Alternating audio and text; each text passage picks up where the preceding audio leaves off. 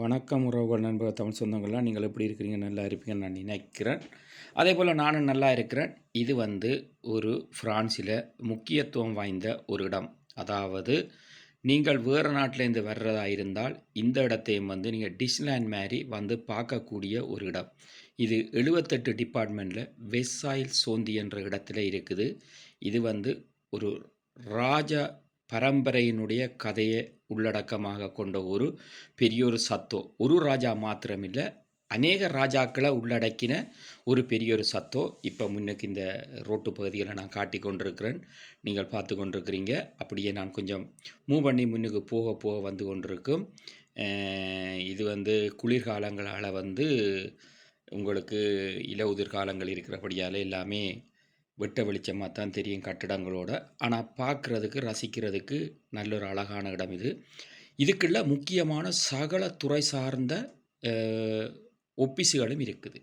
இதுக்குள்ள நாங்கள் இந்த இடத்துல நான் எடுத்துக்கொண்டு இருக்கிற போது கூட என்னோடு 2-3 இந்த நாட்டை சேர்ந்தவர்களை என்னோடு கதைத்தார்கள்.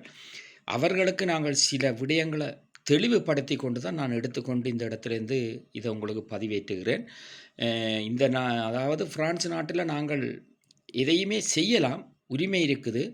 அந்த உரிமைக்காக நாங்கள் இடரலாக ஏதாவது செய்ய போனோம் என்று சொன்னால் அது இடைஞ்சலாக போய்விடும் என்று சொல்கிற நோக்கத்தில் தான் இந்த நாட்டுக்கு சேர்ந்தவர்கள் கதைப்பார்கள். ஆனால் இந்த இடத்தில் நீங்கள் டூரிஸ்டாக வந்தால் கூட மிக கவனமாக இருக்க வேண்டும். காரணம் என்னென்று கேட்டால், இந்த இடத்தில் நீங்கள் மிக ஞானமாக நடந்து கொள்ள வேண்டும். இது ஒரு முக்கியமான இடம். போக போக உங்களுக்கு அந்த இடத்தை கிட்ட காட்டுவேன் பாருங்கள். அப்படியே ஃபுல்லாக தங்க கோபுரம், உள்ளுக்குள்ள கார்கள் எல்லாம் இருக்குது, எடுத்தோடலாம். பெரிய கார்டன் பார்க் எல்லாம் இருக்குது, அதில் நீங்கள் ஃபுல்லாக விளையாடலாம். இதுக்குள்ளே எனக்கு ஒரு மறக்க முடியாத ஒரு சம்பவம் நடந்தது. ஜெர்மன் நாட்டிலிருந்து எங்களுடைய விஜய் அண்ணா வந்திருந்தவர். விஜய் அண்ணா வந்திருக்கேக்க என்னுடைய குடும்பமும் அந்த இடத்துக்கு சென்றிருந்தாங்க. யதார்த்தமாக நான் தோளில் கொழுவி இருக்கிற பேக்கை அதுக்குள்ளே வச்சிட்டேன். அப்படியே கேட்டெல்லாம் பூட்டிட்டாங்க, ஃபுல்லாக பூட்டி அதுக்கு அப்புறம் எடுத்து என்ன சகலதையும் விசாரித்து போட்டு தான் என்னை விட்டவங்க. இது உண்மையான கதை. ஜெர்மன்லேருந்து விஜய் அண்ணா பார்த்தாரா இருந்தாருன்னு சொன்னால் அவருக்கு அந்த ஞாபகம் வரும். இந்த இடம் உங்களுக்கு எப்படி சொல்கிறது, ஒரு ரெஸ்டாரண்ட்டுகள் எல்லாம் செட்டியான ஒரு ஹை குவாலிட்டியாக தான் இருக்கும். அப்படியான ஒரு ரெஸ்டாரண்ட்டுகள் தான் இந்த இடத்துல இருக்குது. மிக அழகான இடம். இந்த இடம் வாடகைகளும் அதிகமாகத்தான் இருக்கும். வேண்டுவதாக இருந்தாலும் வீடு அதிகமாகத்தான் இருக்கும்.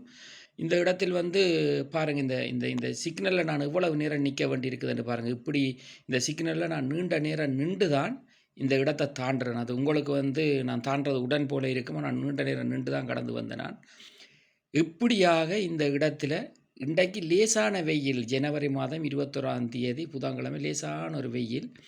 ஆனால் அதுக்குள்ள கூட அந்த சைக்கிள் பயணம் செய்கிறவர்கள், நடந்து வருகிறவர்கள், இவர்களெல்லாம் தங்களுடைய இயல்பு வாழ்க்கையோட அந்த குளிர்காலம் ஒரு சொட்டு இடைவெளி கொடுத்த உடனே அந்த குளிர்காலம் உண்டாக கூட அந்த ஒன்றித்து அந்த தங்களுடைய காலத்துக்கு ஏற்ற மாதிரி நடக்கிறத நீங்கள் மிகவும் இதாக இருக்கும். இதில் வந்து கொண்டிருக்கிறவா கூட என்னிடம் ஒரு கேள்வியை கேட்டார். நான் அந்த நேரம் மெக்கை ஓப்பன் பண்ணி விட்டு தான் எடுத்து கொண்டிருந்தேன். அதனால் நீங்கள் இந்த இடத்துக்கு வந்தால், எல்லா நாடுகள்லேருந்து வந்தாலும் உங்களோட பிள்ளைகள் குடும்பமாக நீங்கள் பார்க்குறதுக்கு நல்ல இடம். உள்ளுக்குள்ளேயே நீங்கள் ஹோட்டல் எடுக்கலாம். நீங்கள் இன்டர்நெட்லேயே சகலதும் புக் பண்ணலாம். உள்ளுக்குள்ளேயே ஹோட்டல் எடுக்கலாம், உள்ளுக்குள்ளேயே தங்கலாம். ஆனால் விலை கொஞ்சம் கூடத்தான். விலை கூடன்னு சொன்னால் இடத்துக்கு தகுந்த மாதிரி தான் விலையாலும் இருக்கும் ஃப்ரான்ஸ் நாட்டை பொறுத்தவரை. இன்னும் கொஞ்சம் கிட்ட நெருங்கும் பொழுது உங்களுக்கு அந்த தங்க சிற்ப வேலைகள் அனைத்தும் தெரியும். அதை விட நான் கிட்ட போய் எடுக்கிறதுக்கு முற்பட்டிருந்தால் கூட ஏதாவது சிறிய இடரல்கள் வந்திருக்கும்ன்றபடியால் நான் ஒரு குறிப்பிட்ட தூரத்திலிருந்து எடுத்துக்கொண்டு வந்திருக்கிறேன். குளிராக இருந்தாலும், மழையாக இருந்தாலும், வெயிலாக இருந்தாலும், காலநிலை சூழ்நிலைகள் பிழையாக இருந்தாலும், என்னுடைய வன்னி மலத்துளை ஜிடிஎப்புக்கு என்னுடைய வேலை நேரம் போக என்னை எதிர்பார்த்திருக்கிற ஒவ்வொருத்தருக்காகவும் ஒவ்வொரு பதிவும் வந்து கொண்டே இருக்கும். சிலருக்கு நலமாக நலமாயிருக்கும், சிலருக்கு நலம் இல்லாமல் இருக்கும். அதற்கு நான் பொறுப்பு கிடையாது. அது உங்களுடைய செவிகளும், உங்களுடைய கண்களும், உங்களுடைய சிந்தனைகளையும் நீங்கள் தான் பொறுப்பு, நான் பொறுப்பல்ல. இதை உங்களுக்கு காட்டியிருக்கிறேன் பாருங்க. நான் உங்களுக்கு இலகுவாக எல்லாம் சொல்லியிருக்கிறேன் விடயங்கள், எந்த இடம், எந்த டிபார்ட்மெண்ட் என்று சொல்லி. நீங்கள் இதை இலகுவாக நீங்கள் பார்க்க வேண்டும் என்று சொன்னால், பிரான்சில் உள்ளவர்களுக்கெல்லாம் இது ஒரு முக்கியமான இடம். பிரான்சில் வாழுகிற எல்லாருக்கும், எல்லா இனத்தவர்களுக்கும் ஒரு முக்கியமான இடம் என்றால் விருப்பப்பட்டு விடுமுறை காலத்தில் வந்து பார்ப்பார்கள். அதே மாதிரி வேறு நாடுகளிலிருந்து வருகிறவர்களும் வந்து பார்ப்பார்கள். இப்பொழுது இந்த இடம் கொஞ்சம் பிஸி இல்லாமல் இருக்கிறது.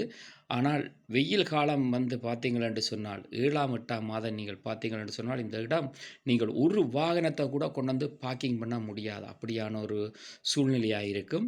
நான் இதில் கூட எனக்கு ஒரு 3 நாள் வேலையை கூட இன்றைக்கு போன இடத்தில் ஒழுங்கு செய்துட்டு வந்திருந்தேன். அவர்கள் உடனடியாக சொன்னார்கள், அது தரக்கூடிய மாதிரி இருக்குது என்று சொன்னார்கள். என்னுடைய வேலை திட்டத்தை குறித்து கேட்கும் பொழுது செய்யலாம் என்று சொல்லி அதுக்குரிய அலுவலம் பார்த்துவிட்டு, அதை விட எனக்கும் ஒரு பெரியொரு உயர் அதிகாரிகளோடு டெண்டர் அலுவல் இருந்தது. அதை நான் முடித்து கொண்டு என்னுடைய இருப்பிடத்துக்கு நான் நல்லபடியாக திரும்பி வந்துட்டேன்.